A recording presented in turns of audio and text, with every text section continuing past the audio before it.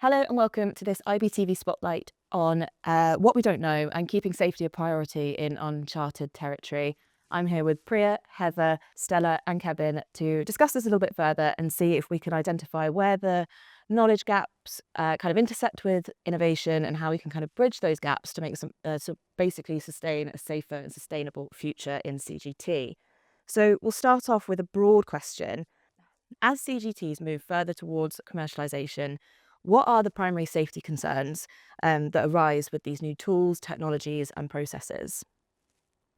Would anyone like to kick us off? Well, I think, CGT is still a nascent industry, and so we don't have decades and decades of data on how these are impacting patients long term. And so we need to continue to track that long-term data and trend that to really understand the effects of these novel therapies. And we're dealing with living cells in many cases, right, that are going in and in their microenvironment, they are somewhat uncontrolled now, and with every body into which we transplant them, they may act a little bit differently. And so we also need to monitor that in terms of systemic effects and unknown effects that we might not be anticipating.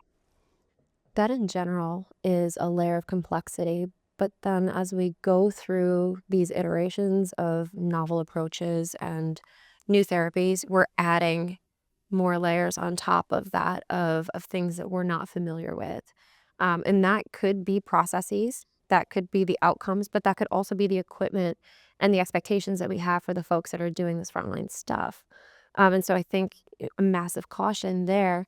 We're trying to move at the speed of light to be able to create these therapies for folks that need them, who are literally dying.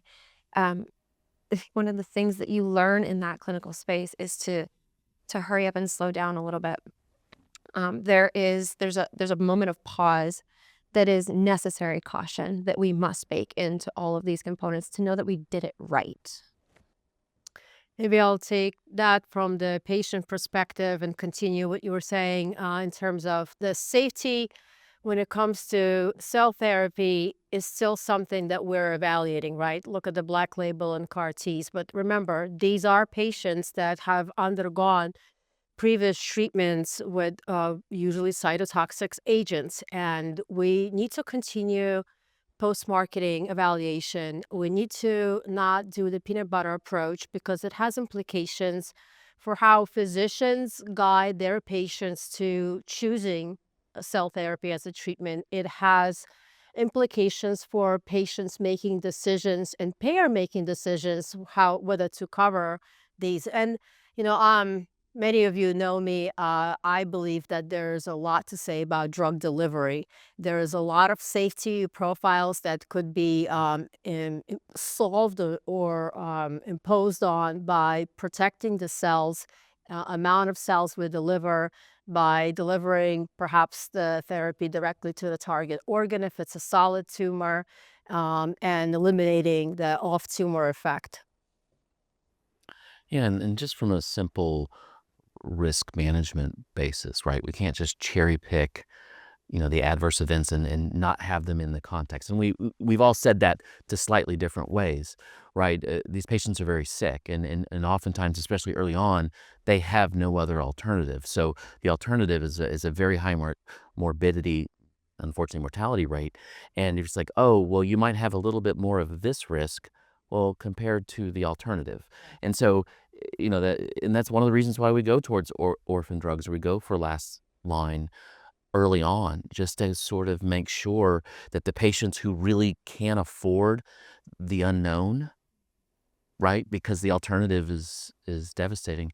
And then we gather that information, and to your point, as the next group occurs, you gather more data, and we have to be able to share that and be a little bit more transparent with that, perhaps, just to make sure that we're speaking the same risk.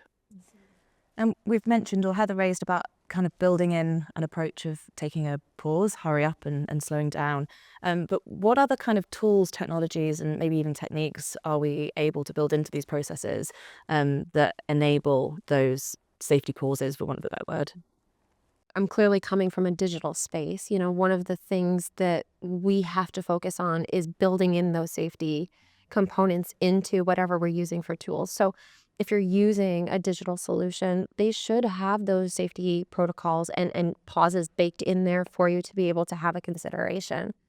But also ensuring that the outcomes that we have are standardized in a standardized language. I think one of the things that we still struggle with across the industry is having apples equal apples, so that we all understand what those outcomes really look like, where we need to pivot and where we need to move forward at a lightning fast pace. Maybe to continue, you're coming from a digital space, which I actually admire the movement in enforcing more analytics, right? So we need to have a sustainable, repeatable results. Then we need to use tools, AI, and whatever technology is available to automate, remove errors when possible. Obviously, we're still learning a lot. There are instances where we have to rely on technicians and by hand synthesis. But a lot of times, we're already advanced enough to automate and use digital AI, use different algorithms that will inform us on how to standardize care, and that will also help when we're in front of FDA and when the product is getting scaled up manufacturing, right? And it eases the tech transfer process. So I think the more we think about this early on, the easier and more streamlined and more safer the product will be, because then we have to make less adjustments. Sometimes even a slight adjustment may make us go back and redo some of the experiments, and that delays time to commercialization, adds cost to the product. So I think thinking earlier on what it could look like in a fully commercialized model and being able to automate and use technology whenever possible is the key. And understanding potency and mechanism of action, and we won't unpack that because that could be a whole separate conversation, is really important. But to your point, AI, digitalization, automation, but also just what other testing, ex vivo testing platforms might allow us to understand better some of those off-target effects, right? Organs on a chip or other technologies that we can leverage to see, okay, if I administer this here to target these cells, what might be the effect on these other organ systems or other cell types, tissue types? I think we can get more elegant with that ex vivo testing, and I think testing is absolutely, the big piece of this. Unfortunately, right? We have enough cybersecurity issues that hospitals, not just hospitals, it's hard to imagine putting this AI layer in that can just sort of sniff the data, right? And we have to get to a space, maybe not on the primary EMR. We have to be able to abstract out data fairly in an automated way, to your point. You can't ask the nurses to fill out yet another 28-page form. Thank you for saying. Right, because they're the final common pathway of SCUT for that, especially for clinical trials. And as I've said earlier, the burnout rate of nurses in that area, they clearly are on mission and love it, but they just get burned out. So we got to figure out a way to automate some of that stuff. But it's hard, right? Because the data repositories conceived now don't lend themselves quite to what AI could be fully used to sniff out the adverse events early on, not right when you see the whiff of something, not when graft versus host becomes truly severe or a cytokine storm becomes severe. It's like, oh, we're seeing what we'd like to do, right? Is not only just capture it, but say, oh, we're seeing the probability of it increasing because this population is turning up because we have AI kind of watching these algorithms. And then, oh, we're seeing this shifting on the ALT, so that's suggesting this. And then we can address maybe with the patient and then just abort that adverse event. So I think that's ultimately we want more than just a count. Yeah, we don't want to just count it. We want to prevent it. And really understand causation and correlation there. Right? It has to be like a real-time automation of those deep analytics in order to be able to do that. But then we also have to have folks in the room to be able to discuss that in real time and proactively then go after it. So it's not a reactive thing, as you're saying. So that goes to training. So part of the safety and being able to quickly make decisions, it is about training. So it's been a long time since I've been around medical and pharmacy schools, but something needs to happen in the way we educate our healthcare professionals about the new technologies, about the cell therapies, about administering them at the bedside matter, about what decisions, what tools are available, and how to make maybe the decisions.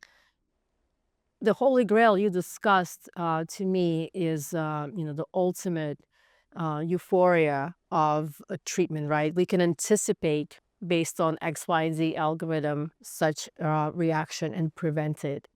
Um, but that also requires the at a point of care decision making. So as we're talking about safety, about the cell therapies, advanced therapies, and patients, I think it's an ecosystem, maybe challenge or solution or an opportunity. One of the things that I don't know the exact quote, but it was, 80 to 90% of the analyst's time is spent gathering the data. So we've dramatically increased our gift of sight, but not insight, right? And so to your point, I mean, when I trained down the road at UT Southwestern, and when I was over at Children's Hospital, we had this for the complex patients, we had this comprehensive treatment team that include the PharmDs and include surgeons potentially, and the oncologist and everyone, and the radiologist and the pathologist, and we all played a role. And so it was a 360 view of the patient. And what we're talking about is that over time, so it's a 4D view of the patient. We have to give the patients, we have to give the analysts the time to do that, instead of cranking out, you have to see 50 patients a day. Well, sometimes you need to slow down. Big things require a big think, and we don't give the team often sufficient time for that think. It's interesting you say that. When we think about technology, we think about, and it's funny because there was a conversation that I had earlier today. Somebody had mentioned that if we optimize the technology, we can actually augment that issue that we're currently having with workforce not really having the skill sets that are needed for some of these higher functionalities. That is a very dangerous place to live, right?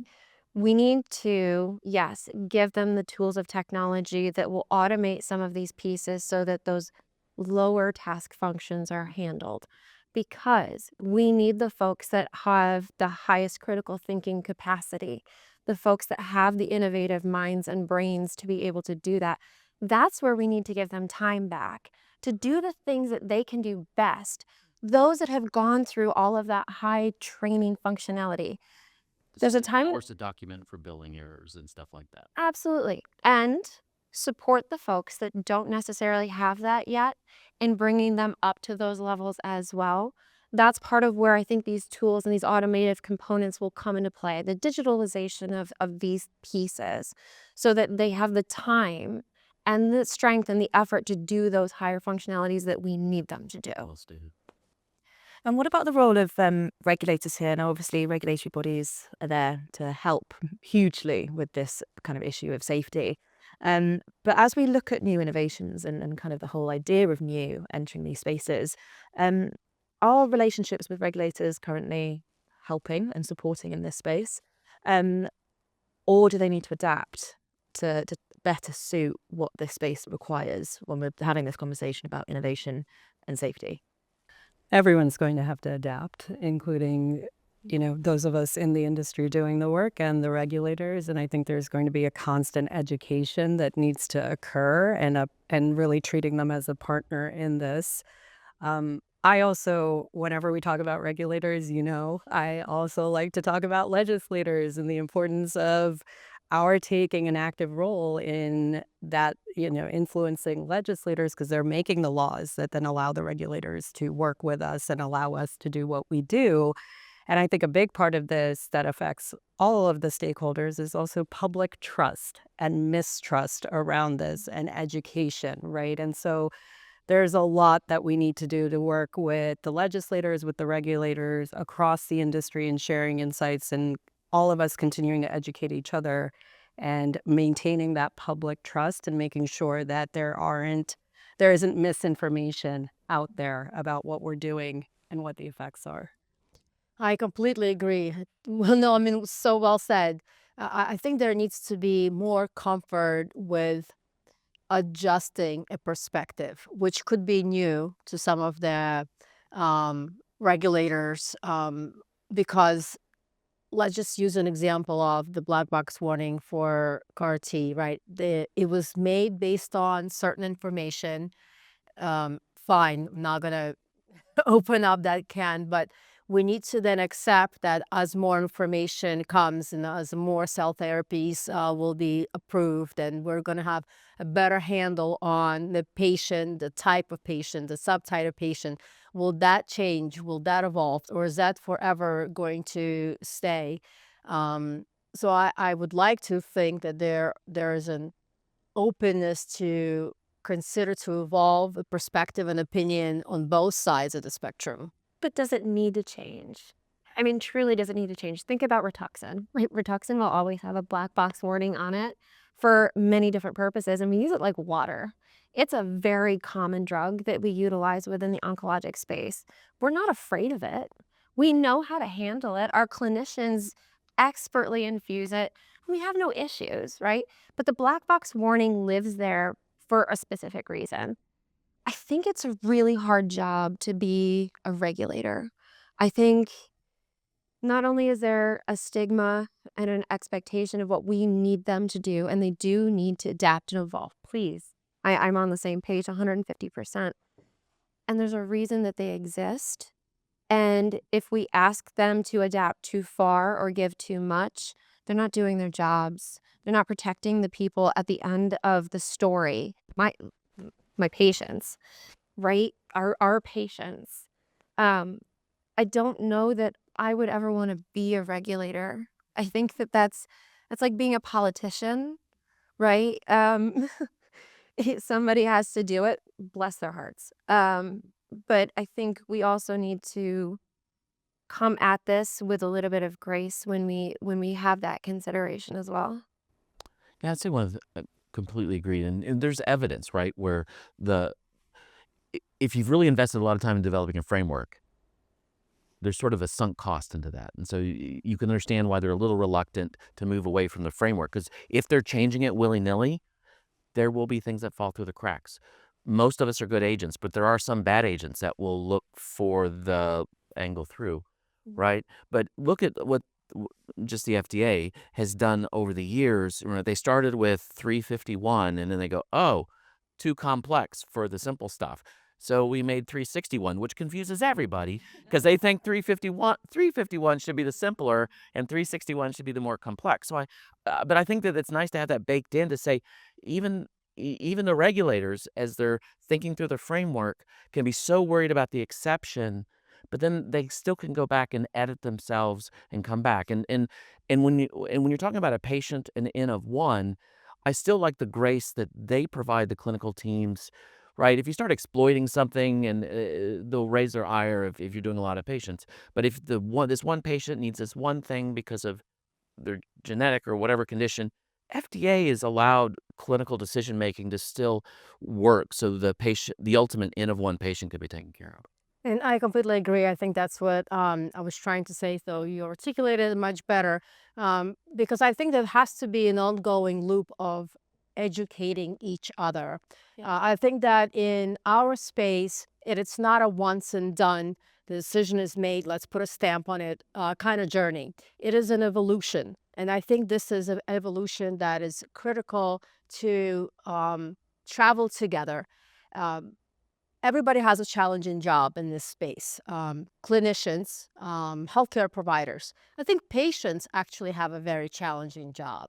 If I'm a patient who does not have any healthcare background, I have no idea how one makes a decision.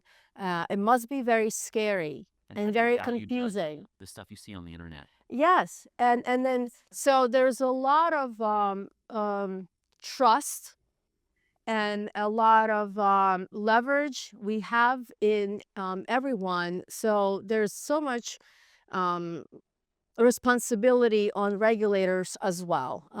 It's not a easy job all around, because as we continue to create more of these therapies, we all, from the technician in the lab in the preclinical stage to the patient and the physician who writes it, and everybody in between, from a regulatory body to a CDMO who manufactured, everybody have accountability. We're all in it just for one purpose.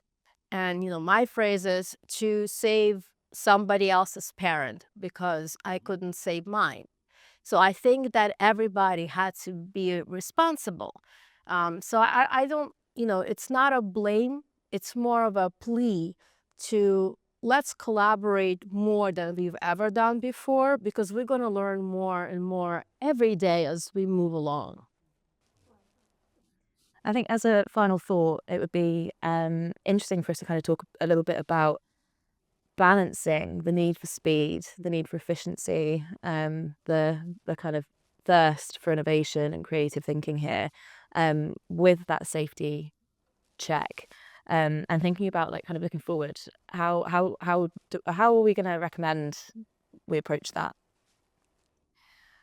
I think we have to move with urgency and continue to move with urgency, because to everyone's point here, there are real lives at the other end of this, and these are life or death situations in many cases, right? Are people suffering immensely, and not just the patient, but their families as well, and their caretakers and their caregivers and the people who love them.